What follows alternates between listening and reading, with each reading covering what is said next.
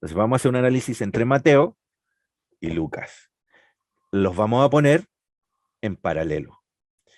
Algunos dicen que Mateo se escribió después del año 70. El año 70 es la toma de Jerusalén, ¿no? Yo creo que fue antes, porque, bueno, ya lo vamos a ver. Y Lucas sí debió haber escrito antes. Y vamos a ver también por qué llegamos a esas conclusiones. Perdón, Lucas lo escribió después. Y vamos a ver por qué esas conclusiones. Vamos con Mateo, ¿ok? Mateo 24, del 1 al 3. Cuando Jesús salió del templo y se iba, se acercaron a sus discípulos para mostrarles los edificios del templo. El Señor les dijo, respondiendo él, les dijo, ¿veis todo esto? De cierto, os digo que no quedará aquí piedra sobre piedra que no sea derribada. Se le está hablando de que todo esto se va a desmoronar. El santuario va a caer al suelo y todo se va a hacer añicos. Y estando él sentado en el monte de los olivos, o sea, está en el templo, les relata el suceso, van caminando, se van al monte de los olivos y los discípulos así, como tratando de analizar la parábola del trigo y la cizaña, le terminan preguntando nuevamente. Y estando él sentado en el monte, los discípulos se acercan y le dicen, Señor, dinos, mira, ¿cuándo serán estas cosas y qué señal habrá de tu venida? Y fíjense, la misma palabra, Aión, la G165. Y el fin del siglo le preguntan dos cosas. Para los discípulos estas dos cosas, ¿cuándo sucedían? ¿En tiempos equidistantes o en el mismo momento? Si le preguntan es porque no tienen la menor idea. Los discípulos aún no comprendían. Tu venida y del fin del siglo. ¿De qué venida le están preguntando? Estos son elementos que tenemos que analizar profundamente. La mayoría de las soluciones están en el libro de Lucas.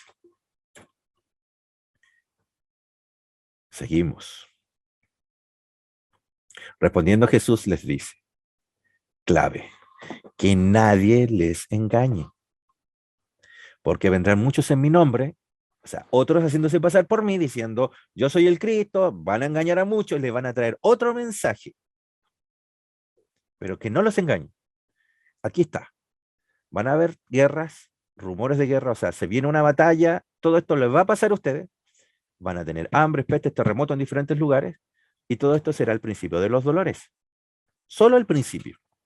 Entonces os entregarán a una tribulación y los matarán. Y muchos falsos profetas se levantarán. El amor de muchos se va a enfriar, mas el que persevera hasta el fin, este será salvo. Y será predicado este evangelio del reino en todo el mundo para testimonio a todas las naciones. Y entonces vendrá el fin. Entonces, ahora, ustedes ven el tema de Bastián y todo esto se cumple antes de la toma de Jerusalén. Guerras, terremotos, todo, pestes, hambre, falsos Cristo.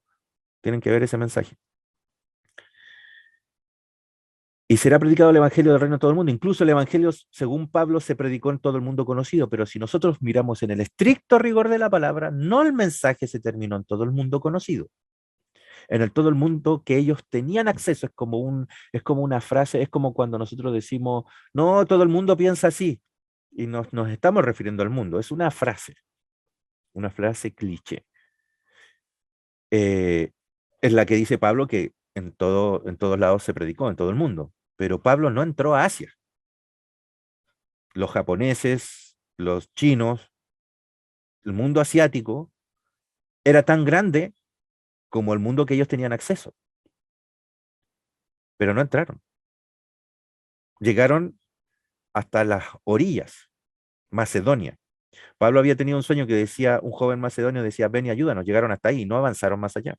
El ángel no los dejó ir más allá, porque si entran, yo creo que los hubieran matado. Hasta el día de hoy, la ventana 1040 creo que se llama, que es el mundo asiático, el 3% es cristiano, conocen algo del Señor. El resto son religiones particulares, propias de ellos. ¿Y son cuánto? ¿Casi un tercio o la mitad del planeta? A ellos no ha llegado el mensaje. en los tiempos de Pablo, ellos estaban y el mensaje no llegó. El evangelio no fue predicado en todo el mundo, pero según la visión de Pablo, sí, los hechos se daban con ellos. Uno es lo que ellos pensaban, otro es cómo podemos masticarlos desde nuestra óptica. No se olviden la topografía de los hechos. Por cuanto, cuando veáis en el lugar santo la abominación desoladora de la que habló el profeta Daniel, que le entienda, entonces los que estén en Judea huyan a los montes. El que esté en la azotea no descienda a tomar su casa, algo de su casa, porque habrán entonces grande tribulación, cual no hubo y no ha habido del principio del mundo hasta ahora, ni la habrá. ¿Cuál es este evento? La abominación desoladora son los soldados romanos que se ponen en las faldas del cerro sagrado donde está el santuario, que es el mismo monte donde Abraham intentó sacrificar a Isaac. Todo esto ocurre ahí. Em, Están los soldados, ponen sus dioses, sus báculos en el lugar sagrado y es como la abominación, pero que viene a asolar, viene a destruir. Los soles que estaban puestos en estos báculos son sus dioses, ellos iban adelante con sus dioses. Eh, Ahora, todo esto es una señal de la toma de Jerusalén o del fin del tiempo. Seguimos. Aquí está la clave. Lo separé en tres bloques. Le puse en rojo, lo puse en verde y lo puse en azul.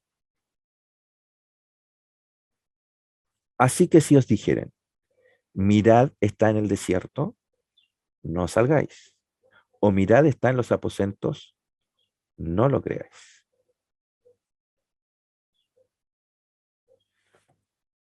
Porque como el relámpago que sale del oriente y se muestra hasta el occidente, así será también la venida del Hijo del Hombre. Porque donde quiera que estuviera el cuerpo, allí se juntarán las águilas o los buitres.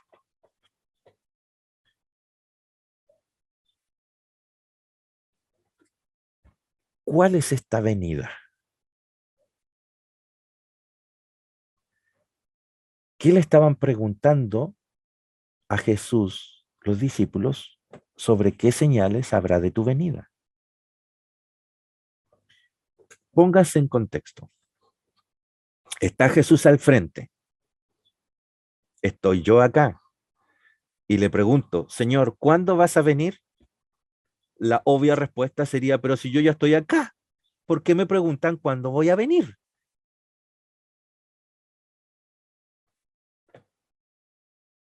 ¿A alguien no le da vueltas eso por la cabeza? ¿O es acaso que los discípulos pensaban que Jesús se iba a ir e iba a volver? Jesús se lo había dicho muchas veces que él iba a morir, pero que él volvería por segunda vez. ¿Qué tenían en la mente? ¿Qué era la frase venir para ellos? Resulta que la venida de Cristo, si usted la busca en el Antiguo Testamento, denotaba un contexto de juicio, de destrucción, del levantamiento del reino. La venida no es que Él venga literalmente. La venida era el establecimiento del reino. Cuando un rey viene con toda su comitiva y se establece, le están preguntando, ¿cuándo vas a finalmente separar todo? Porque me estás diciendo que el templo se va a destruir, que se va a desmoronar. Me acaba de decir eso, Señor. Entonces sí va a haber destrucción. El establecimiento del reino se va a levantar. La venida para ellos era ese establecimiento. Y el Señor les responde en ese pensamiento que ellos tienen. Y les empieza a decir que van a verlo como un relámpago que sale oriente al occidente. Así será la venida que ellos tienen en mente. Porque les dice que va a haber muerte. Y ahí van a estar las águilas. Mucho relaciona a las águilas con los romanos, los romanos matando. Y miren lo que dice. E inmediatamente después de la tribulación, porque la venida es parte de la tribulación. Después de la tribulación, en aquellos días, el sol se oscurecerá. Le hago la pregunta, ¿antes o después de la venida? Antes. ¿Y por qué el texto eso está después? La venida sale en el 27 y dice, después de la tribulación. La O sea, tribulación, ¿se dan la cuenta cómo tribulación es antes, hasta después de la tribulación. ¿Se dan cuenta cómo se enreda? Cuando uno tiene la topografía, o sea, uno está mirando los montes desde aquí hacia allá y no lo está mirando desde arriba, el Señor está arriba. Miren, e inmediatamente después de la tribulación de aquellos días, el sol se oscurecerá y la luna no dará su resplandor y las estrellas del cielo caerán y las potencias de los cielos serán conmovidas. Entonces aparecerá la señal del Hijo del Hombre en el cielo. Dos opciones, o el Señor está contando la historia de nuevo o hay dos venidas. Una en el 27,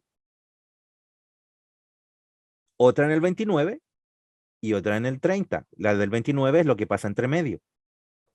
Entonces tenemos venida, tenemos sol oscuro, luna y estrellas oscuras, y tenemos la venida final, el fin del siglo. ¿Por qué se relatan dos venidas? Nunca se han puesto a masticar. ¿Por qué el Señor la relata dos veces? ¿Será que la primera mencionada es la que ellos concebían en su mente y la segunda la que el Señor iba a realizar? ¿Cuál era la venida que ellos concebían en su mente? La destrucción, Jerusalén, la toma de Jerusalén. Cuando en la antigüedad se decía que Jehová ha venido a Jerusalén, ¿era un sitio de Jerusalén o una destrucción de Jerusalén? Destrucción. Era destrucción. El pensamiento de ellos para venida de Jesús, perdón, para la venida del Mesías era la destrucción, la misma que tenía Juan, el Bautista. Entonces el Señor le relata en sus términos. ¿Me están preguntando por la venida? Ok, les cuento. Que nadie se engañe, porque va a ser como el relámpago de oriente a occidente. Se van a dar cuenta. Así será la venida del Hijo del Hombre. Pero inmediatamente después de la tribulación. ¿Por qué? Porque donde quiera que estuviera el cuerpo, allí se juntarán las águilas. ¿Eso es parte de la tribulación o no? Sí, y la venida está al medio. Esa venida del verso 27 es parte de la tribulación. Después viene el sol oscuro y después la venida de Cristo. Dos venidas. La primera es la concepción de ellos en su mente, la destrucción de Jerusalén, y la segunda es la venida de Cristo. Oye, Enio, estás reinterpretando las escrituras. Yo no, Lucas. Capítulo 21. Y le preguntaron diciendo, maestro, mismo texto, ¿cuándo será esto? ¿Y qué señal habrá cuando estas cosas estén por suceder? Él entonces dijo, mirad que no seáis engañados, porque vendrán muchos en mi nombre diciendo yo soy el Cristo y el tiempo está cerca. Y cuando oigáis de guerras y sediciones, no os alarméis, porque os es necesario que todo esto acontezca primero, pero el fin no será inmediatamente. Entonces les dijo, ¿hay alguien que tiene el micrófono ambiente abierto? Si lo puede cerrar. Abelardo, parece que eres tú. Eso, gracias Abelardo, gusto de haberte escuchado, aunque sea en ambiente. Pero al fin no será inmediatamente. El verso 10. Entonces les dijo, se levantará nación contra nación y reino contra reino. Y habrá grandes terremotos en diferentes lugares. ¿Se dan cuenta? Es el mismo texto de Mateo, pero lo está contando Lucas después de la toma de Jerusalén. Y habrá gran terror, habrá terror y grandes señales del cielo. Pero antes de todas estas cosas, os echarán mano y os perseguirán, os entregarán en las sinagogas y en las cárceles. Eso fue lo que sucedió con los discípulos. y seréis llevados ante reyes y gobernantes por causa de mi nombre, y esto será ocasión para dar testimonio. ¿Se fijan como que Lucas está explicándolo de mejor manera? Pero cuando viereis en Jerusalén rodeada de ejércitos, miren, no dice abominación desoladora, dice rodeada de ejércitos. Sabed entonces que su destrucción ha llegado. ¿Cómo sabía Lucas que la abominación desoladora era directamente los ejércitos para destruirla? ¿Cómo lo sabía? Porque ya había pasado. Era lo que ellos habían interpretado, habían analizado, ya había ocurrido. Entonces los que estén en Judea huyan a los montes y los que estén en medio de ella váyanse y los que estén en los campos no entren en ella, porque estos son días, esos lo de la destrucción, son días de retribución para que se cumplan todas las cosas que están escritas, mas hay de las que estén en cinta y de los que críen aquellos días porque habrá gran calamidad o gran tribulación en la tierra e irá sobre este pueblo y caerán a filo de espada y serán llevados cautivos a todas las naciones, los van a tomar presos y se los van a esparcir por todos lados. Y Jerusalén será hollada por los gentiles hasta que los tiempos de los gentiles se cumplan. Y miren lo que dice, entonces habrá señales en el sol, la luna y las estrellas. Entonces, después de la destrucción de Jerusalén, primera venida, según el contexto de la mente judía, es la destrucción de Jerusalén. Eso era el concepto que ellos tenían de venida. Esa era la pregunta que le estaban haciendo a Cristo. El Señor le relata la destrucción de Jerusalén. Acá Lucas lo puso en ese punto. Después pone las señales y después la venida de Cristo. Y en la tierra angustia de gentes confundidas a causa del bramido del mar y las olas, desfalleciendo los hombres por el temor y la expectación de las cosas que sobrevendrán sobre la tierra, porque las potencias de los cielos serán conmovidas. Entonces verán al Hijo del Hombre que vendrá en una nube con poder y gran gloria. Cuando estas cosas comiencen a suceder, erguíos y levantad vuestra cabeza porque vuestra redención está cerca. Pregunta del millón. Aquí va, ¿quién la responde? Cuando estas cosas comiencen a suceder, o sea, el contexto de la primera venida, la destrucción de Jerusalén, ahí levanten la cabeza porque la redención está cerca. Oye, han pasado 2000 años.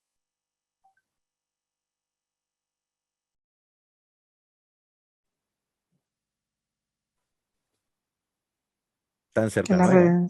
la redención pasó ya. Pero está hablando de la venida.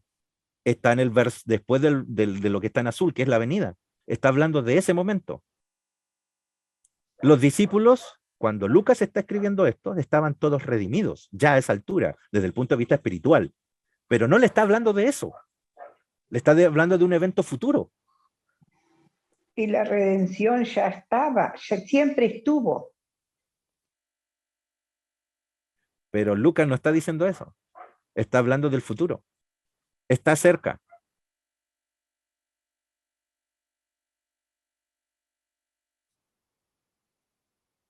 Miren, Porque Lucas sabía que ya venía, que Jesús iba a volver. sí, pero Jesús todavía no vuelve. No sé si me estoy dando a entender. No está bien, no está haciendo pensar, a mí me está haciendo pensar. Sí, está bien. Miren. Sigamos. Tengan todas esas dudas en su cabeza. Lucas 17:20 y el 26 y 37, última parte. Preguntando, esto nos va a ayudar a ordenar. El mismo Lucas lo ordena. ¿Ya? Viene acá. Preguntando por los fariseos. ¿Cuándo había de venir el reino de Dios? O sea, vienen fariseos y empiezan a hacer esas preguntas. ¿Cuándo ha de venir el reino de Dios? Las mismas preguntas. Pero los fariseos, ¿qué le están preguntando? ¿Cuándo se establece el imperio? O sea, ¿cuándo vienes y derrocamos al yugo romano? ¿Cuándo nos liberas? ¿Cuándo se establece ese reino? Ese es el concepto de venida, destrucción. Él les respondió y les dijo, el reino de los cielos no vendrá con advertencia.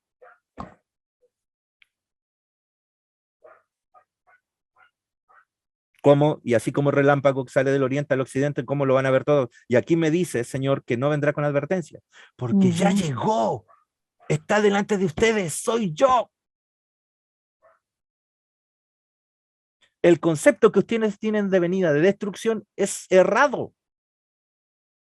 Ahora, les voy a responder en sus términos. Hay una toma de Jerusalén y destrucción. Sí, viene. De hecho, Jesús mismo en ese momento llora por Jerusalén. Y les relata la venida del Hijo del Hombre al final. Y entre medio el sol oscuro. No vendrá con advertencia, ni dirán helo aquí o el allá, porque he aquí el reino de Dios está entre vosotros, dice el Señor. Ya está. No es un evento. La venida del reino de Dios no es un evento visible. Lo van a percibir con esos ojos. Por eso el reino de Dios en parábolas, para que viendo no vean. O sea, tiene que haber una percepción espiritual. Y dijo a sus discípulos, tiempo vendrá cuando deseéis ver uno de los días del Hijo del Hombre y no lo veréis. ¿En qué término le está hablando? En el concepto que ellos tenían de la venida. Ujú. Y no lo veréis. Y os dirán, helo aquí o helo allí, no vayáis ni lo sigáis. Porque como el relámpago, mire, ahora, como el relámpago que fulgura, resplandece de un extremo del cielo al otro, así será el Hijo del Hombre en su día. Wow. ¿Se dan cuenta? Me viene a la mente ahorita, hermano Enio, cuando al momento el Señor murió, Jesús, cómo en ese momento hubo un terremoto y un gran um, rayo partió, pues como decir la tierra, era como la iluminación, decir, llegó la venida, está aquí la venida, ya está aquí. Por eso muchos después se arrepentían de que reconocieron que sí era el Hijo de Dios. No se me viene a la mente eso, no sé. Roca, esa es la roca. Ya lo vamos a ver. ¿Se dan cuenta cómo tenemos todos los elementos? Los hemos tirado en una bolsa, los tenemos todos, los estamos cuajando hasta que de repente metamos la mano y empecemos a sacar las cosas ordenadas. Miren, porque relámpago que al fulgurar resplandece de un extremo del cielo al otro, así también será el Hijo del Hombre en su día. Primero es necesario que padezca mucho y sea desechado por esta generación. Sí, eso pasó ese día. Como fue en los días de Noé, así también serán los días del Hijo del Hombre. Él les dijo, donde estuviera el cuerpo, allí se juntarán las águilas. Mire lo que dice el Señor y dónde lo pone.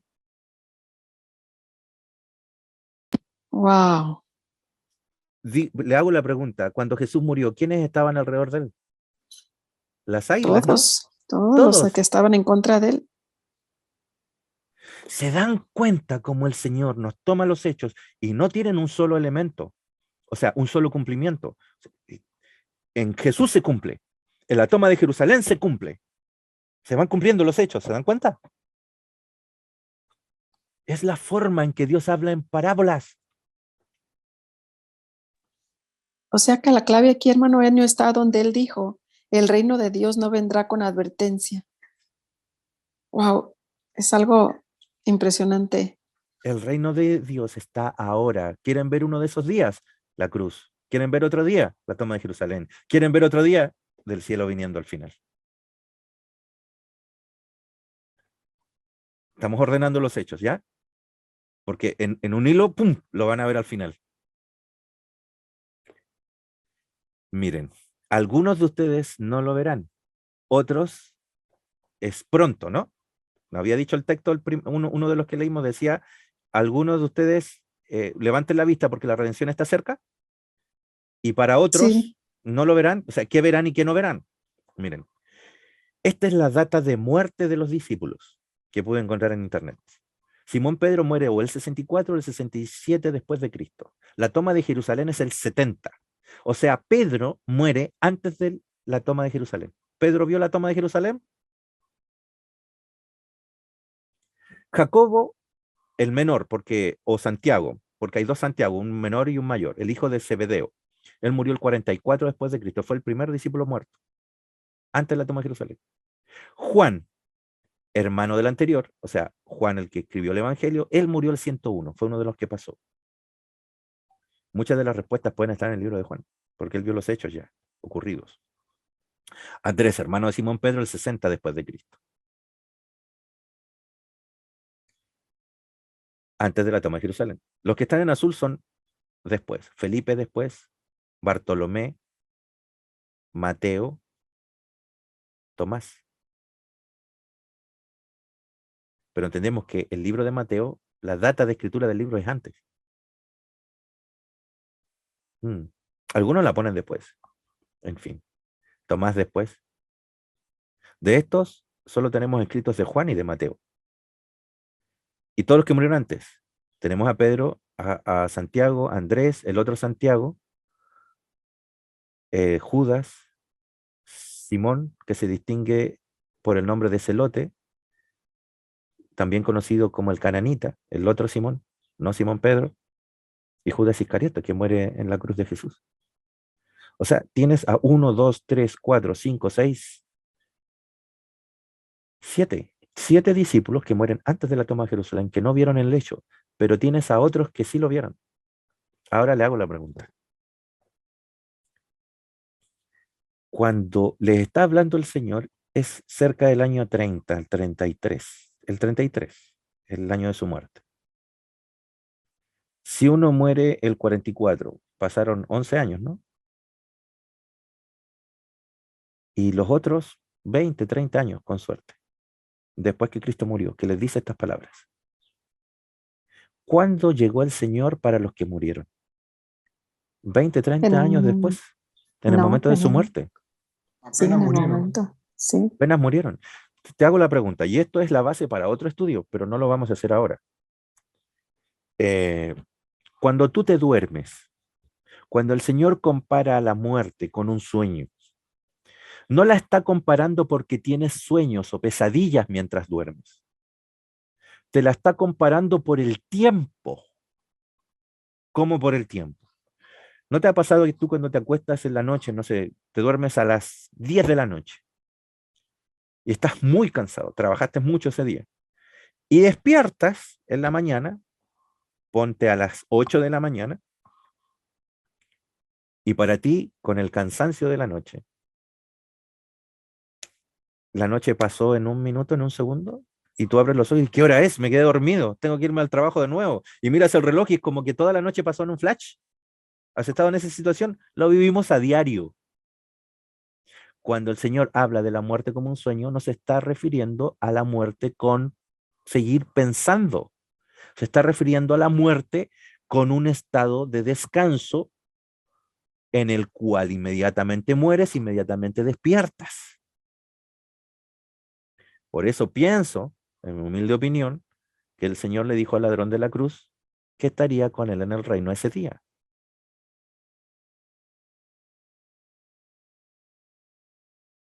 Le hago la pregunta. Cuando despierte el ladrón de la cruz y abre los ojos en la resurrección, ¿qué día pensará el ladrón que es?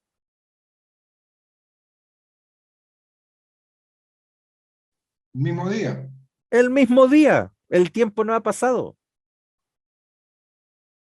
Por eso que el tiempo de la venida es corto. Esto es así, miren. Miren la pantalla. Este es nuestro tiempo. Pongan que aquí está la muerte, aquí está la venida. Para el que muere o duerme, el tiempo pasa así.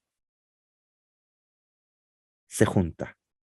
Y nosotros los que estamos vivos, vivimos esta extensión. Pero para el muerto, se junta. Por eso,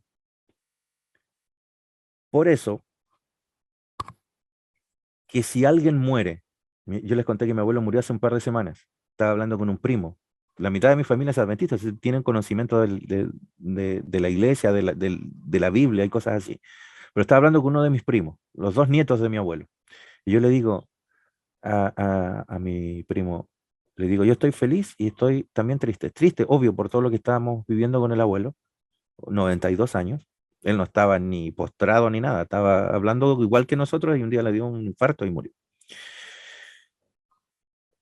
Y estoy feliz por algo, le digo. ¿Y por qué me dice? Porque mi abuelo ya está viendo al Señor. ¿Cómo? Alguien dice eso y es como, ¿me entienden lo que le estoy diciendo, no? Porque para mi abuelo en su concepción mental, ese día es el día mismo de su muerte. Ese mismo día, él siente que se encuentra con papá. Entonces mi abuelo lo vivió hace 2 o 3 semanas. Él ya está con el Señor. Porque el tiempo para él es acortado. ¡Cuc! se unen los tiempos. Por eso que para el Señor, un día es como 1000 años. Entonces, para la mayoría de nosotros, el Señor va a venir en el tiempo de nuestra vida. Por eso no confundamos los textos de la Biblia. Que esto nos haga reflexionar. Ahora, tenemos un grupo de discípulos que muere y se encuentra con el Señor. Por eso la redención está cerca. Tenemos otro grupo que no va a ver estos días. ¿Se dan cuenta? ¿Cómo lo sabemos? Porque desde el punto de vista de la cronología de la historia donde estamos nosotros podemos analizarlo. Ellos no lo sabían, ni siquiera sabían quiénes iban a morir. Ellos estaban confundidos con toda esta información, pero el Señor sabiendo les dice simplemente. Algunos lo verán, otros no. Seguimos. Mire lo que dice Lucas 19. Seguimos desarrollando la madeja, la topografía de los hechos. Oyendo ellos estas cosas, prosiguió Jesús y dijo una parábola. Por cuanto estaba cerca de Jerusalén y ellos pensaban que el reino de Dios se manifestaría inmediatamente. ¿Qué pensaban? Lucas escribió su evangelio de una investigación que hizo con los discípulos y los que estuvieron con Jesús. Porque Lucas no estuvo. Lucas no vivió ninguno de estos hechos. De hecho, Lucas empezó a vivir los hechos. Él escribió los hechos de los apóstoles y escribió Lucas, el libro, su evangelio. Y eso lo escribió como testamentos para poner los hechos en forma cronológica, para que no se desordenaran las historias. Cuando lo empezó a escribir, el libro de Hechos, los primeros 8 capítulos tampoco estuvo. Él lo escribió de lo que él investigó. Desde el capítulo 8, 9 en adelante, más o menos, él estuvo presente en los acontecimientos de ese libro, el libro de Hechos. Pero el libro de Lucas no estaba, entonces todo esto lo investigó y habla de lo que ellos pensaban, porque les iba haciendo preguntas a los que estuvieron con Jesús. Por eso dice, y ellos pensaban que el reino se manifestaría inmediatamente. Ellos pensaban eso, entonces Jesús les da una parábola. ¿Qué significaba que se manifestara inmediatamente? Que viniera la venida, que se destruyera todo lo que estaba malo, que el reino de Dios se levantara. Esa visión del reino de Dios tenían ellos. Eso era lo que ellos tenían en su cabeza. Entonces Jesús, para desenredar esto, les trata de decir esto. Está para el verso 12 dice, y dijo pues, un hombre noble se fue a un país lejano. Entonces está el noble y se va a un país lejano. Ese es Jesús estando con ellos que se va. Pero se va para recibir un reino y volver. Y volver, ¿ok? Está contando el lado de Cristo. O sea, Cristo se va para recibir un reino. El Señor se va y recibe. El texto de los profetas dice que Él se acerca al anciano de días para recibir el reino. ¿Ya? El Señor se va para recibir el reino. Como es que Él es el reino. ¿Qué es lo que recibe después? Después es toda potestad. Ya lo vamos a ver. Entonces se va para recibir un reino y volver. ¿Y qué dejó mientras Él estuvo? Y llamando a 10 siervos suyos, le dio 10 minas. Esto es antes de irse. Esto es como la parábola de los talentos. Y les dijo, negociad entre tanto que vengo, pero sus conciudadanos le aborrecían y enviaron tras él una embajada diciendo, no queremos que este reine sobre nosotros. Ya estaba reinando. El noble está, trae su gente. Esto es como los países hacen diplomacia con otros. No ponen una embajada en un país. Si hay un daño a la embajada de ese país, es hacerle daño al país mismo, al que es dueño de esa embajada. Si acá en Chile hay una embajada argentina, esa embajada argentina es territorio argentino. Ese es el acuerdo que hay. Es territorio argentino dentro de Chile. Entonces, el señor pone una embajada, pone a sus emisarios, a estas 10 personas a las que reparte las 10 minas, los tiene ahí. Estas personas son sus embajadores, es su reino establecido, pero se va para recibir toda la corona. Y llamando a 10 siervos suyos les dio las minas y les dijo, negociad entre tanto que vengo, pero sus conciudadanos le aborrecían y enviaron tras él una embajada diciendo, no queremos que él reine sobre nosotros. ¿Se dan cuenta que ya está reinando? Aconteció que vuelto él, después de recibir el reino, es la coronación. mandó llamar ante él a aquellos siervos a los cuales le había dado estas minas, el dinero, para saber lo que habían negociado cada uno. La palabra recibir o recibir el reino es Lámbago 29G2983. Es una forma prolongada de un verbo primario. Es una acción que se usa solo como alterando en ciertos tiempos. Es como tomar efectivamente. Es como yo te doy un cheque y te doy un cheque por $100. ¿Tienes los $100 en tu poder o tienes una promesa de $100? Tienes una promesa, ¿no? ¿Cuándo se hace efectivo? Cuando vas al banco y lo cobras. Pero ya te di el dinero, ya está pagado. ¿Comprende? Eso es. Está la embajada, está el reino establecido, está el cheque. El señor va y recibe el efectivo y vuelve. Algo así para poder comprenderlo. El verso 15 dice, aconteció que vuelto él, después de recibir, ¿qué recibió? El efectivo de ese cheque. Seguimos. El misterio se revela en la cruz. Lo revela Jesús en la cruz. Lo dijo nuestra hermana recién. Mateo 20 al 23. Este es el otro elemento a meter en esta bolsa. Entonces la madre de Santiago y Juan, hijos de Zebedeo, se acercan a Jesús con sus hijos. O sea, traía a la mamá a los dos hijos. Yo diría, en Chile le decimos mamones. El hijo que está bajo las faldas de la madre, aún ya adulto. Le decimos, se acercan estos dos mamones, traen a la mamá, no son capaces de ellos decirle a Jesús, estando todo el tiempo con Jesús, y es la mamá la que interviene. Entonces se arrodilla respetuosamente para pedirle un favor al Señor, o sea, muy respetuosa. El Señor le dice, ¿pero qué me vienes a pedir? ¿Cuál es tu petición? Y la mujer contesta, te pido por favor que permitas que en tu reino, ¿cuándo? En el establecimiento de tu reino, o sea, la mujer no sabía que el reino ya estaba, pero en ese establecimiento del reino que ella tenía en mente, o sea, un reino poderoso, establecido, mis dos hijos se sientan en los lugares de honor a tu lado, uno a la derecha y otro a la izquierda. O sea, cuando tu reino esté en la parte pura, en tu esencia, ¿por qué no pones a mis hijos ahí? Jesús le responde, no saben lo que piden los tres, la madre y los dos hijos, no saben lo que piden. ¿Acaso pueden beber de la copa amarga de sufrimiento que yo estoy a punto de beber? Jesús, ¿de qué le estás hablando? De la muerte. Mi Padre preparó esos lugares para quienes Él ha escogido. El ladrón de la derecha y el ladrón de la izquierda.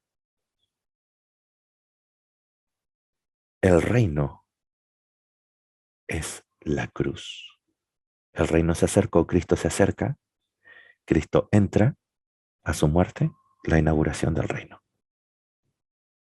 Después Cristo se va y recibe el efectivo del reino. ¿Por qué? Porque la cizaña y el trigo siguen creciendo juntos. Una es la etapa de siembra, otra es la etapa de cosecha. Y cuando venga con el aventador en su mano, separará el trigo de la cizaña. ¿Por qué la muerte de Cristo es la roca? ¿Se acuerdan que la roca había sido sacada de un monte? ¿Cuántos dedos tienen los pies de la estatua? 10. Mm. Esta es una pregunta que también vale 1.000.000. Acaba a ver quién contesta. ¿Por qué Daniel resalta los 10 dedos de los pies? Si esos reinos, unidos por alianzas humanas que no están revueltos, barro, Israel, Roma, el hierro, están ahí, en ese tiempo cae, ¿qué tienen que ver los 10 dedos? Como si fuera que se repite la historia de ese tiempo, ¿no? En el tiempo de Jesús. Le hago una pregunta. ¿Por qué 10?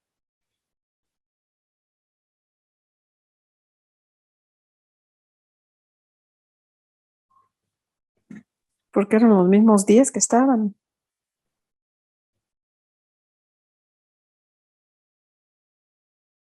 ¿Alguien dice algo más? ¿Qué tenían los judíos que era 10?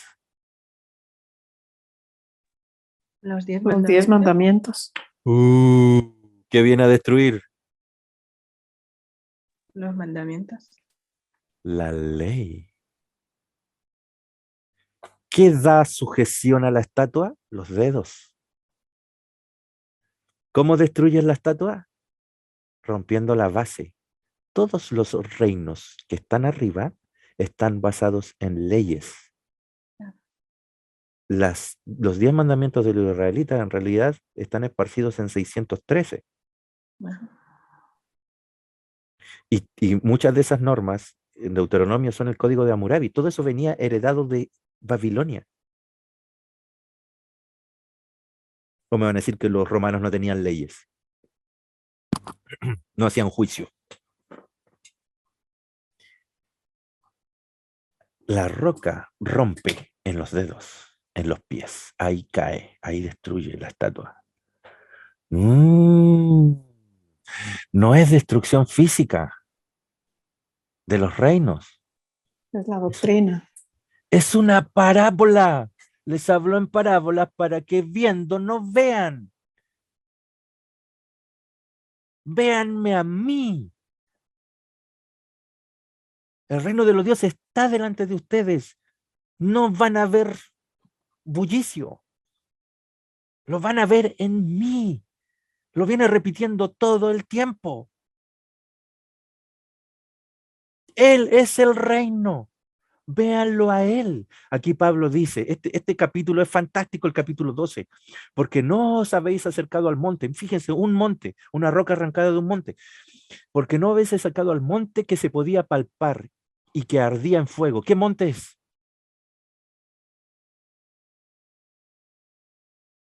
Sinaí, ¿no? A la oscuridad, a las tinieblas y a la tempestad. Fíjense con qué elementos vincula el monte Sinaí. Con fuego, con oscuridad, con tinieblas y tempestad, la concepción del reino de los judíos. Al sonido de la trompeta y a la voz del cual hablaba desde el monte, el cual los que la oyeron rogaron que no se les hablase más, le tenían miedo, porque no podían soportar lo que se les ordenaba. Si aún una bestia a tocar el monte será apedreada o pasada por un dardo. Y tan terrible era lo que se veía que Moisés dijo, estoy espantado y temblando. Esto es un caos. Y yo estoy seguro que aquí el Señor no tiene nada que ver, pero Pablo está tomando la figura, la parábola, el elemento y lo está llevando, lo está utilizando. ¿Por qué no tenía nada que ver con el Señor? Porque había una columna de fuego que los guiaba en el día y nadie le tenía miedo. Nadie pensaba que se iba a quemar. La columna de fuego los guiaba en la noche y en el día era una columna, una nube que les tapaba el sol. ¿Alguien tenía miedo de tocar el fuego de la columna? ¿Alguien dice que está espantado y temblando? ¿Y por qué cuando hay fuego en la montaña así? ¿Por qué cuando el Señor en las aguas de Mara, el pueblo se revela y les dice, ¿por qué no nos trajiste aquí para morir? Y tenemos que tomar estas aguas amargas. Justo después del cruce del Mar Rojo, el Señor le dice, ven, golpea la roca. Golpeó la roca y sale agua. Y todos beben. ¿Por qué el Señor no se enoja? Vean la segunda vez que salió agua de la roca. El Señor se enoja con ellos. El Señor que está relatado en los acontecimientos se enoja con ellos. Y después viene la muerte de Aarón, viene la muerte de Moisés. ¿Qué pasó ahí? ¿Por qué el Señor se enoja allá y acá no? Cuando el pueblo murmura en los dos lados. ¿Por qué en una montaña hay miedo y en otro no? Cuando hay fuego nadie tiene miedo. Ningún animal moría si se acercaba. ¿Por qué las diferencias de los dos? Porque los judíos no querían a un Dios, querían otro Dios. Verso 22. Si no os habéis acercado al monte de Sión, es otro monte, dice Pablo. La roca se ha arrancado de un monte, pero es otro monte. ¿Cuál es ese monte? Es la ciudad del Dios vivo. La Jerusalén celestial. La compañía de millares de ángeles. La congregación de los primogénitos. que están inscritos en los cielos. Ah, ¿están todos en los cielos metidos ahora? Dice Pablo. No, te está relatando la topografía de hechos concentrados en un texto. Está todo ahí. Eso es la Sión. ¿Está Dios juez? Sí. El anciano de días. A los espíritus de los justos hechos perfectos. ¿Están ahí? Y dice, estos son la gente que murió y sigue muerta y está en espíritu en el cielo. Si tú lees el texto, la topografía de los hechos y lo concentras en un versículo, tienes el mismo problema de Juan el Bautista. Porque lee Primera de Corintios, capítulo 15, y dime qué son los espíritus de los justos. No profundizaré más, pero léelo tú en casa. ¿Qué son los espíritus de los justos? Hechos perfectos. Y te voy a dar una pista. Vivificado en el espíritu. Sigo. A Jesús, el mediador de un nuevo pacto, también está ahí. Todo eso es la ciudad. Todo eso es el monte de Sión. Es lo que el Señor nos tiene preparado. Jesús, el mediador de qué? De un nuevo pacto. Y la sangre rociada que habla mejor que la de Abel. No es sangre ni humana ni de animales. Es la sangre del Hijo de Dios. Mirad que no desechéis al que habla. Porque si no escaparon aquellos que desecharon al que los amonestaba en la tierra, mucho menos nosotros. O sea, si no escaparon los que estaban en las faldas del Sinaí, nosotros de Dios no escaparemos. Si desecháramos al que amonesta desde los cielos, ¿qué pasa ahí? Diciendo, aún una vez, perdón, al que amonesta de los cielos, verso 26. Aquí está la clave.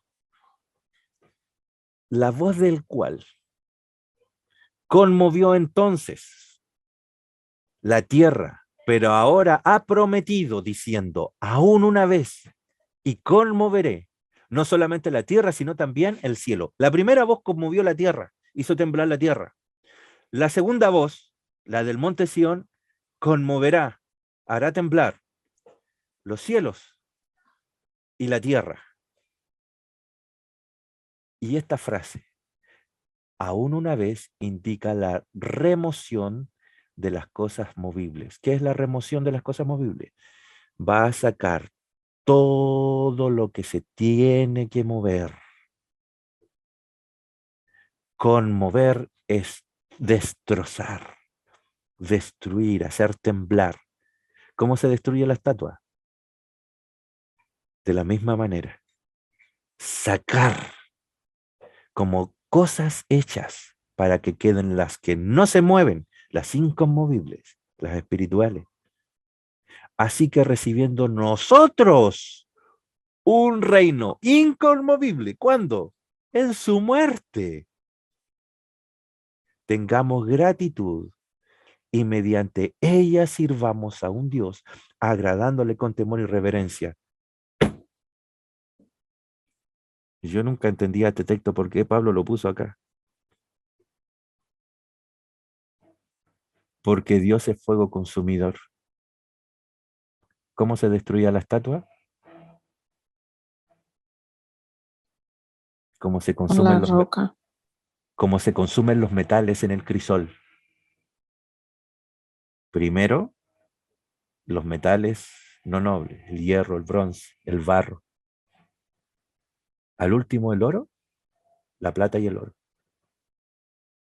Dios es fuego consumidor. Esta es la estatua interpretada por Pablo. El Señor viene y destruye. O sea, tú no vas a...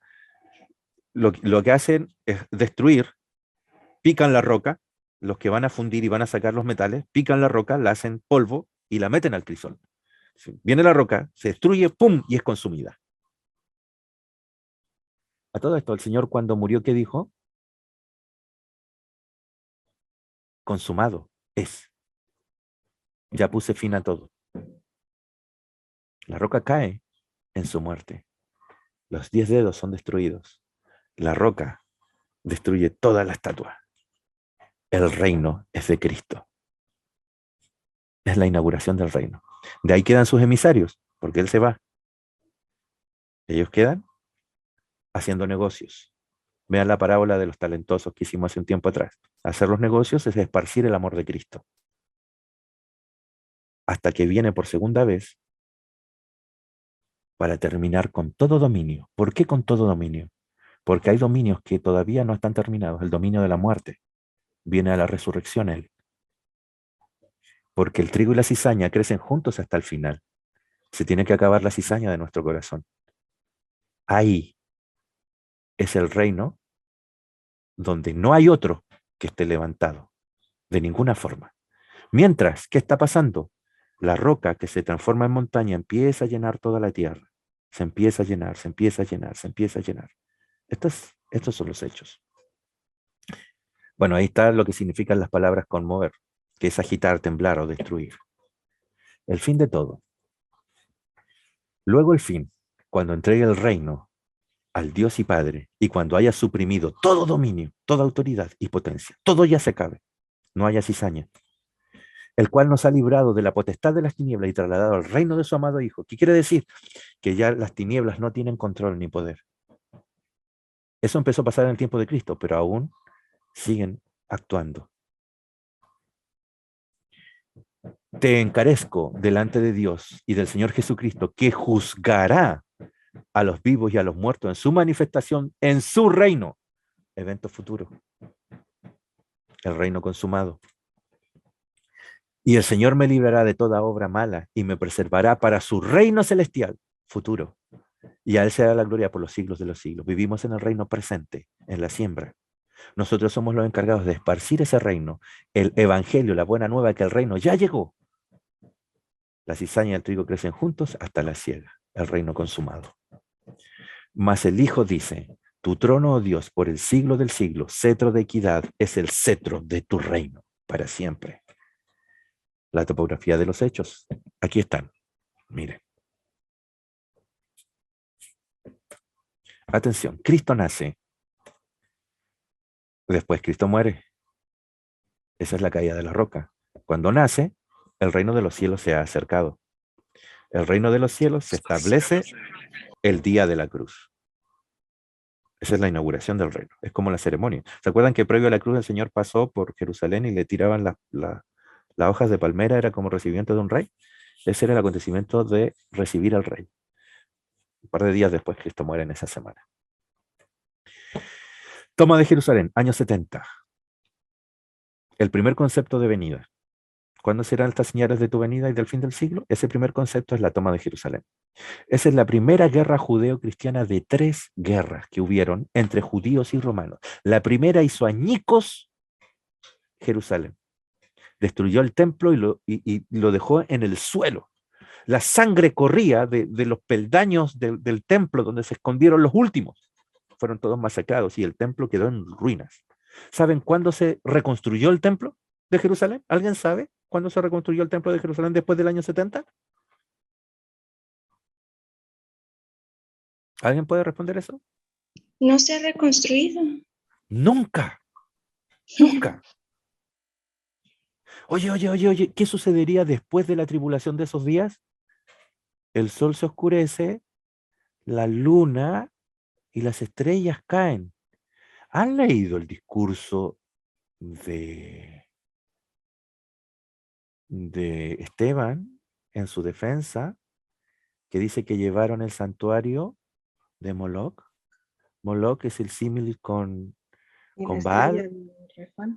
La estrella Renfán, tienes la estrella, tienes a Moloc. Moloc es el símil de Baal, es el Baal. Ellos ponían a los hijos al fuego, ellos ponían animales al fuego. El rito es Moloc, el rito es a Moloc de quemar las cosas. Entonces, y de hecho, todo el rito del santuario, toda la fiesta judía, el calendario judío, ¿qué lo regula? ¿Qué regula el calendario judío? La luna. Si tú dejas de hacer que la luna brille, ¿qué terminas? De ver el calendario. No tienes calendario, se acaba la era judía, no sabes cuándo son las fiestas. Si no hay luz, no hay sol, no hay estrellas, no hay santuario, no hay rito, no hay nada. Se acaba la era judía. ¿Cuándo sucede? Justo después de la tribulación. El año 70, la primera venida. De ahí comienza la edad oscura, le puse yo. No hay luz de sol, no hay luz de estrellas, no hay luz de luna. ¿Hasta cuándo? Hasta que el Señor venga. Nunca se restablecerá. De hecho, en el lugar donde estaba el santuario, el mismo lugar físico, hoy hay una mezquita palestina. Segunda Guerra Judeo-Romana, año 1115, 1117. Si no había Jerusalén, ¿dónde fue la guerra? Aquí lo descubrí. Fue en Mesopotamia. ¿Qué es Mesopotamia? En Babilonia. ¿Por qué? Porque cuando Israel había sido llevado en el tiempo de Nabucodonosor a Babilonia, cuando reconstruyeron Jerusalén, hubo pueblo que salió y pueblo que quedó viviendo en Babilonia. Hasta los tiempos de Cristo, en Mesopotamia, habían judíos establecidos en Babilonia. Cuando ellos supieron que Jerusalén había sido destruida, se rebelaron contra Roma y se armó una segunda guerra.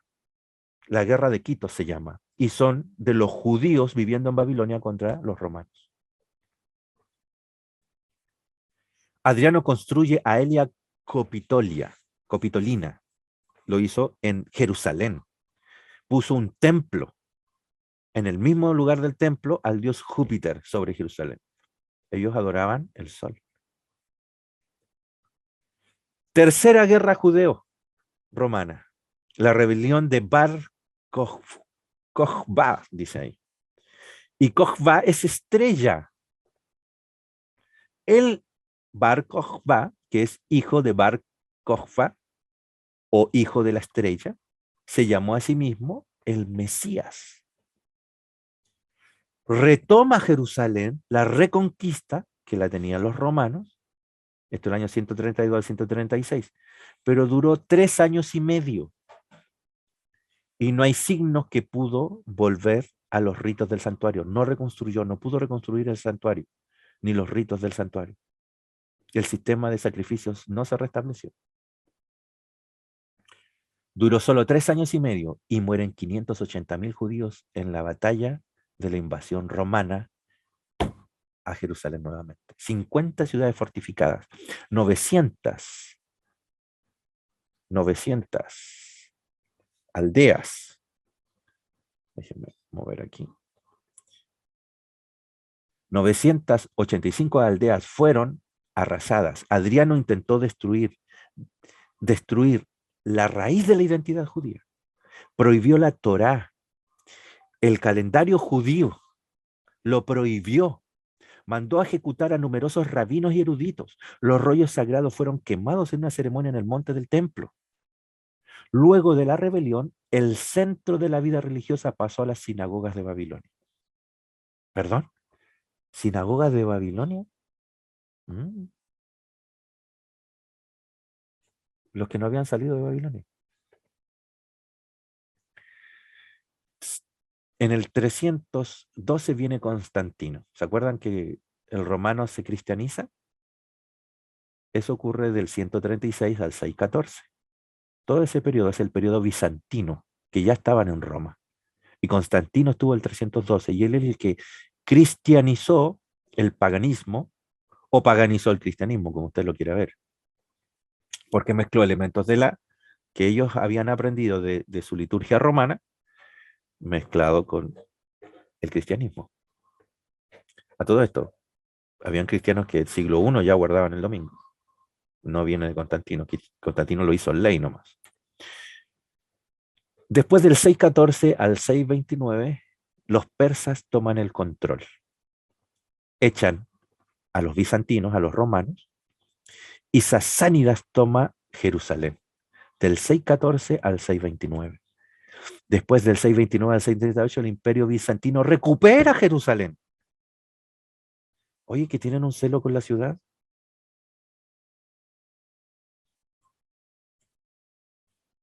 Del 638 al 1099 viene el califato árabe. Ellos toman la ciudad, echan a los bizantinos. De ahí vienen las cruzadas, porque ya habían cristianos romanos y aparecen las cruzadas. En el 1099 al 1187 los cristianos toman el reino de Jerusalén. De ahí viene Saladino. De aquí es la película que les mostré al principio. Después viene Saladino. Todo es guerra, todo es muerte, todo es matar para tomar el control del reino, porque el que tiene Jerusalén tiene el reino de los cielos. Y no es así, el Señor lo explicó antes. Toda esta es una etapa oscura. Después, más cruzadas en el 1227. Los turcos toman la ciudad en el 1244.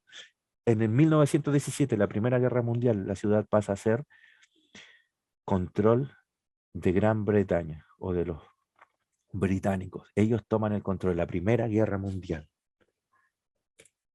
Y en el 47 la ONU declara a Jerusalén como parte de dos estados, Palestina e Israel. Y hasta el día de hoy se siguen peleando. Después viene Cristo. Todo este tiempo del medio, este tiempo, es la edad oscura. No hay sol, no hay luna, no hay estrella. Coincidencia que en este tiempo, en el 132 al 136, la tercera guerra judeo-romana, Bar Kokhba es estrella, ¿no? Se hizo llamar el Mesías y cayó en 3 años y medio. Cualquier similitud con Jesús es mera casualidad.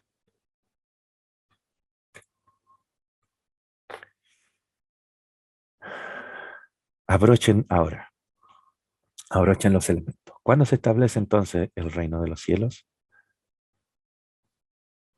¿Has escuchado alguna vez la frase el día del Señor? Sí, Ujú. Mire lo que dice 1 de Juan 1.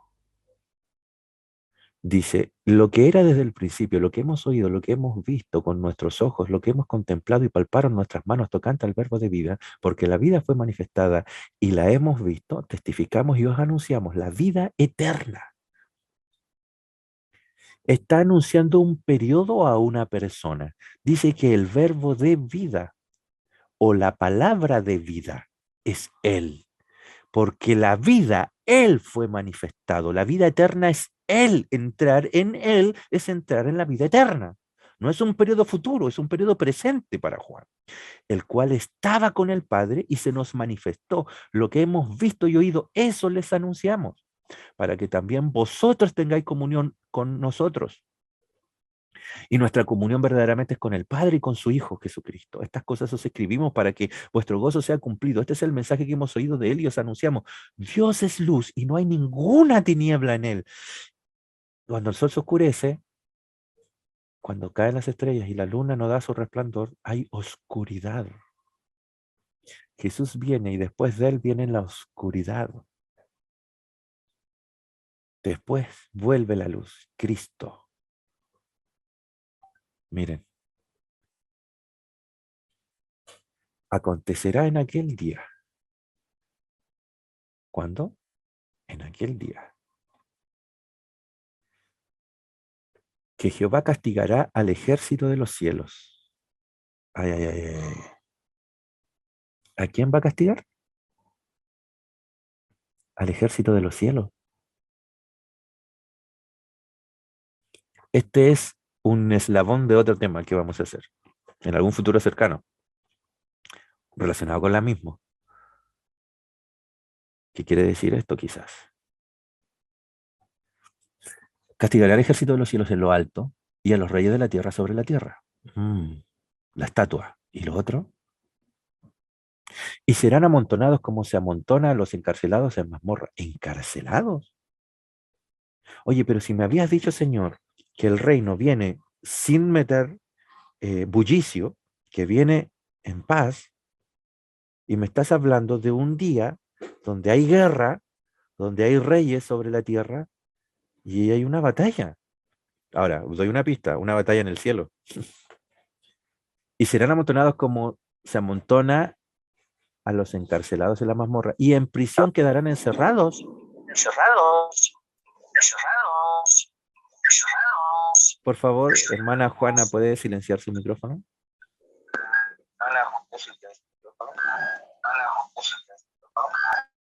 Ahí sí, gracias. Y serán castigados, dice, después de muchos días.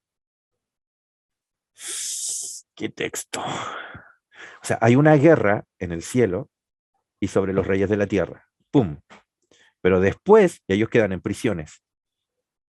Y después de mucho tiempo son castigados. Mire lo que dice. La luna se avergonzará y el sol se confundirá cuando Jehová de los ejércitos reine en el monte de Sión y en Jerusalén delante de sus ancianos sea glorioso. Mismo evento, sol oscuro.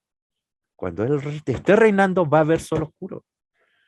En su reino no, es un periodo de tiempo. Miren lo que dice Zacarías, este texto es exquisito. Dice, he aquí el día de Jehová viene, el día, y en medio de ti serán repartidos tus despojos. Porque yo reuniré a todas las naciones para combatir contra Jerusalén. Pero, ¿guerra de nuevo? ¿Se recuerdan del texto? ¿Parábolas? ¿El reino en parábolas? ¿Para que viendo no lo entiendan? ¿El evangelio del reino en parábolas? El Señor, ¿cómo les está hablando a través de Zacarías? En parábolas, con elementos que ellos conocen, para que viéndolo no lo entiendan, crean que es guerra, pero acá no hay guerra, porque reuniré a todas las naciones para combatir contra Jerusalén y la ciudad será atormentada y serán saqueadas las casas. Esta es la toma de Jerusalén, ¿te parece, no? Violadas las mujeres, la mitad de la ciudad irá a cautiverio, más el resto del pueblo no será cortado de la ciudad. O sea, el resto del pueblo no será muerto, los que estén en la ciudad serán muertos. Después saldrá Jehová y peleará en aquellas naciones. O sea, como que el Señor va a ir y va a defender a Jerusalén, como peleó en el día de la batalla, y se afirmarán sus pies en el día sobre el monte de los olivos, que está en el frente de Jerusalén al oriente, y en el monte de los olivos se repartirá por el medio. O sea, se va a hacer un gran valle ese día, que el Señor recupere Jerusalén.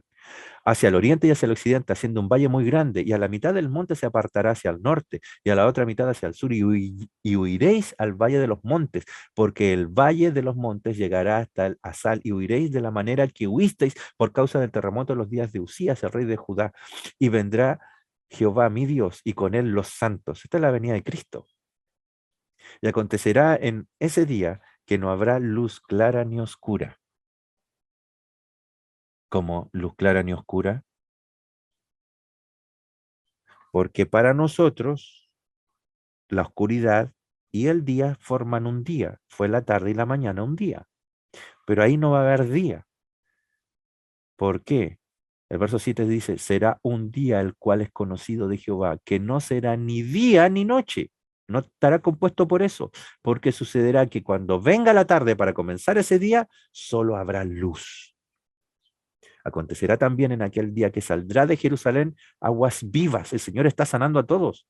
La mitad de ellas hacia el mar oriental y la otra mitad hacia el mar occidental en verano y en invierno. Y Jehová será rey sobre toda la tierra en aquel día. Él será uno y uno su nombre. ¿Cuál es su nombre? Jesús. Jehová salva. Toda la tierra se volverá como llanura, desde el Jeba hasta el Rimón, al sur de Jerusalén, y ésta será enaltecida y habitada en su lugar desde la puerta de Benjamín hasta el lugar de la puerta primera, hasta la puerta del ángulo, y desde la torre del Hananel, hasta los lagares del rey. Los lagares, busquen los lagares en Apocalipsis. Y morarán en ella, y no habrá nunca más maldición. Ese día se recuperará Jerusalén, la celestial. Morará en ella todos, y no habrá nunca maldición. O sea, nunca el Señor se retirará para que otro reino tome la ciudad, sino que Jerusalén será habitada confiadamente. Mirad a mí y sed salvos. Todos los términos de la tierra, porque yo soy Dios y no hay más. por mí mismo hice juramento y de mi boca salió palabra de justicia y no será revocada, que a mí se doblará toda rodilla y jurará toda lengua. ¿A qué texto se parece? ¿Alguien que me lance un texto? ¿A qué texto se parece? ¿Quién dijo estas palabras? Estas son de Isaías acá. Pablo en Efesios. Mismo, lo mismo. Es Ujú. exactamente igual. Mirad a mí, dice, salvos todos los términos de la tierra. Y Pablo dice en Filipenses, por lo cual también lo exaltó hasta lo sumo. ¿Qué significa exaltar al Señor hasta lo sumo? Que Él salva los términos de la tierra. Eso es la exaltación de Cristo. Cristo es exaltado cuando alguien es salvado. ¿Se acuerdan cuando le preguntaron a Jesús, oye, mira, este es ciego de nacimiento? ¿Por qué le pasó eso? ¿Quién pecó, el papá o su mamá? ¿Cuál de sus dos padres? Y el Señor dijo, ni lo uno ni lo otro. Esto es para la gloria del Señor. ¿Qué significa? Que cuando el Señor lo sane, esa es su exaltación. La gloria del Señor es la sanación de su pueblo. Eso es exaltarlo hasta lo sumo. Y dice el texto arriba de Isaías, acá, dice, porque yo soy Dios y no hay más. Y acá dice, después de la coma, Filipenses, y le dio un nombre que es sobre todo nombre. Es un nombre que está sobre todo. Es un Dios que no hay nada más sobre él. Es un nombre, es su carácter. Para que en el nombre de Jesús se doble toda rodilla. A mí se doblará toda rodilla, dice Isaías. De los que están en los cielos, en la tierra y debajo de la tierra. Y miren, dice, y toda lengua confiese que Jesucristo es el Señor para la gloria de Dios. Eso es lo que confiesan en Filipenses. Y en Isaías dice, y jurará toda lengua. Es lo mismo, todos confiesan que Jesús es el Señor. Mismo texto explicado por Pablo. Hermano Enio, Diga. disculpe, estaba también leyendo a la par de usted cuando estaba leyendo Isaías 24. Aquí en esta versión católica, lo voy a decir rapidito cómo está. Dice el 24, 21, ese día Yahvé pedirá cuentas al ejército de los cielos, allá en lo alto y aquí abajo, a los reyes de la tierra. Los juntaré a todos, los meterá en un calabozo y serán encerrados en la cárcel y después de años serán castigados. La luna se pondrá colorada, el sol no saldrá donde se esconde. Yahvé, cuando Yahvé Sabaoth del rey sobre el cerro de Sión en Jerusalén y aparezca su gloria ante sus ancianos. Aquí en el comentario es curioso como dice, el ejército de los cielos, es decir, los poderes celestiales, son vistos como ángeles que guían e inspiran a los pueblos. Se les reprocha el haber recibido la adoración reservada a Dios. También encerraron a los pueblos en culturas alienantes. Son enviados al calabozo, como repetirá Pablo en Colosenses 2:5. Jerusalén permanece en el centro de la obra de la salvación y la gloria divina está delante de los ancianos como en el Sinaí. Le hago una pregunta a mi hermana, de lo que Sí. usted leyó. ¿Quiénes serían entonces los encarcelados según el texto? ¿Los ejércitos de qué? Los ejércitos, o sea, está hablando de los que, como por decirte, todas las personas que dieron el evangelio que No, lo no, dieron pero el principio del equivocado. texto dice, el principio del texto dice en los ejércitos de los cielos. Ujú. ¿Cuáles son los Sí, los ejércitos ejércitos, sí. ¿Cuáles son los Aquí, ejércitos de los cielos que son aquí encarcelados? dice los poderes celestiales. Ajá. Dice, son vistos como ángeles que guían e inspiran a los pueblos. Ok, ahora pongámonos en la situación que los ángeles de los ejércitos de los cielos entran en una batalla con Jesús. Eso es lo que estamos entendiendo, ¿no? Porque hay una guerra, una rebelión en el cielo. No dice la Biblia que Lucifer y sus ángeles luchaban, el dragón y sus ángeles luchaban contra Cristo y fueron expulsados. Pero el texto dice encarcelados. Le hago una frase, le hago una pregunta. ¿Usted ha escuchado hablar de los espíritus encarcelados? Sí, Ya. ¿No será ellos? sí, Mm, sí. Lo dejo ahí. Para comprender eso, una primera de Pedro con segunda de Pedro, porque muchos interpretan los espíritus encarcelados como los espíritus de los muertos antediluvianos. Y eso no es lo que está diciendo Pedro. Busque Primera de Pedro, donde están los espíritus encarcelados, que Jesús, vivificado en el Espíritu, les va a predicar, y busque los espíritus encarcelados en Segunda de Pedro. Ahora no, hágalo en el momento que usted tenga el tiempo. Y busque esa misma interpretación, perdón, ese mismo análisis en Segunda de Pedro. Pedro lo toca 2 veces. En la segunda, en Segunda de Pedro, esto está en el capítulo 2 de Segunda de Pedro, está más específico. En Primera de Pedro nos puede causar error si no leemos bien. Pero en Segunda de Pedro, Pedro lo está centrando. ¿Ya? Sí, Ahora, gracias. el reino de los cielos, hay una batalla en el cielo y otra con los reyes de la tierra.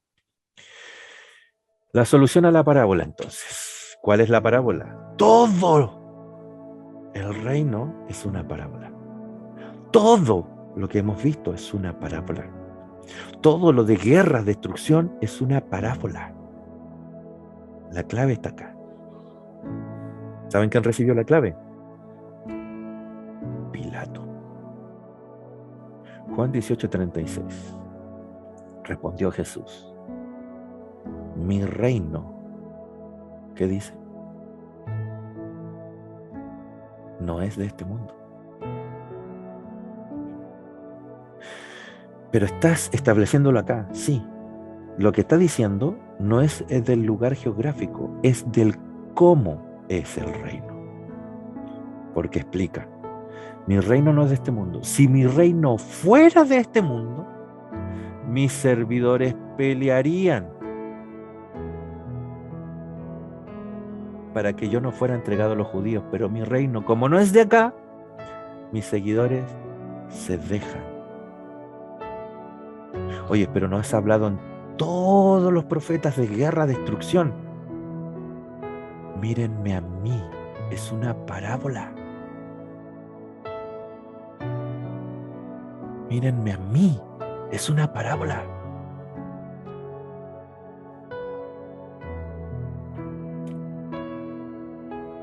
Zacarías 14:9. Y Jehová será rey sobre toda la tierra. En aquel día será uno su nombre, su carácter. Él es salvación, Jesús. Miren la explicación de Cristo. Mi reino no tiene lucha. Qué golpe en la cabeza para todo el mundo judío antes que Él viniera. Todos lo solucionaban con guerra y matanza. Lo mataron a Él. Mi reino no es pelea. ¿Cuál será su nombre? Salvación.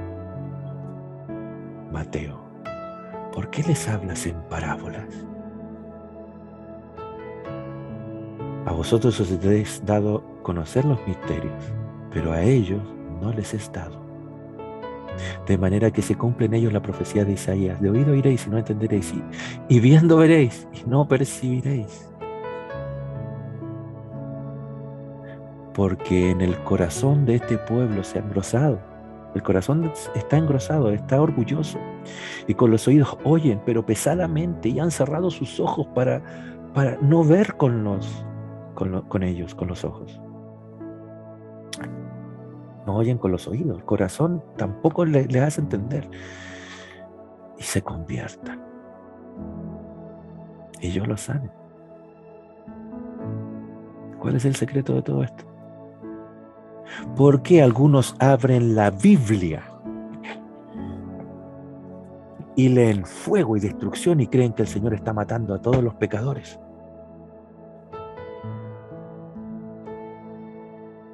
Y ustedes ven un video que sale de nuestra iglesia, la iglesia adventista, diciendo: todos no se van a salvar porque ellos dicen que el fuego es el amor, y aquí dice que el fuego es destrucción de los pecadores, porque es una parábola.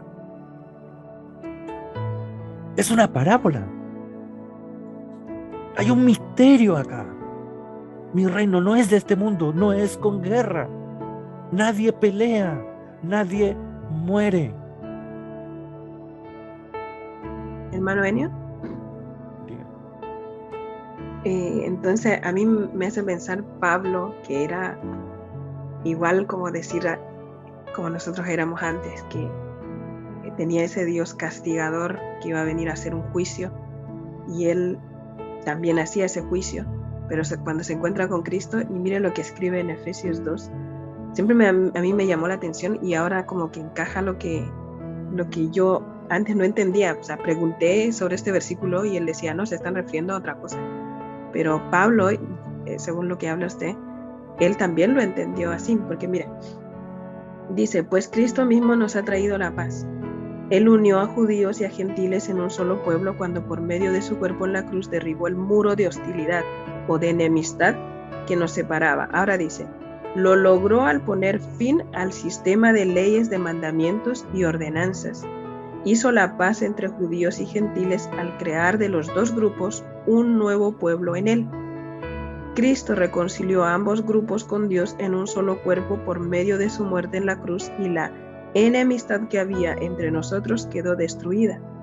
Cristo les trajo la buena noticia de paz tanto a ustedes, los gentiles que estaban lejos de él, como a los judíos que estaban cerca. Ahora todos podemos tener acceso al Padre por medio del mismo Espíritu Santo, gracias a lo que Cristo hizo por nosotros. Ahí está la clave de todo. Pablo lo comprendió. Claro. Al ver a Cristo, comprendió. Entendió el reino. Entendió el amor. Entendió la paz. Entendió la salvación de la raza. De toda la raza humana. Pero no lo van a ver. Sus amigos de la iglesia no lo van a ver. Mis amigos de la iglesia no lo van a ver. No lo van a ver. A menos que se conviertan y yo los sane. Son palabras del Señor. El Señor nos sana. El Señor tiene que hacer un trabajo en nosotros para que podamos verlo a Él. ¿Por qué les hablas en parábolas? Para que no entiendan.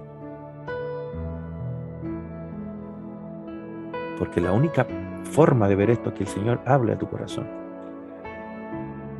Ese es el final del tema.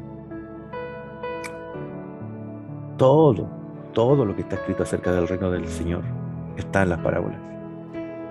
Y está en la Biblia en general, en la forma en que Él se expresó. Pero tienes que entender, mirarlas a través de Cristo, entender cómo es el reino en sus palabras, en su vida y en su muerte. El reino se establece en Él. Cuando lo vemos a Él, vemos al Padre, vemos cómo es el reino. La gracia está en entender a Jesús, en conocer a Jesús, porque conocerle es amarle. Y nosotros no les amamos por arte de magia a Jesús. Nosotros le amamos porque Él nos amó primero, en primer lugar.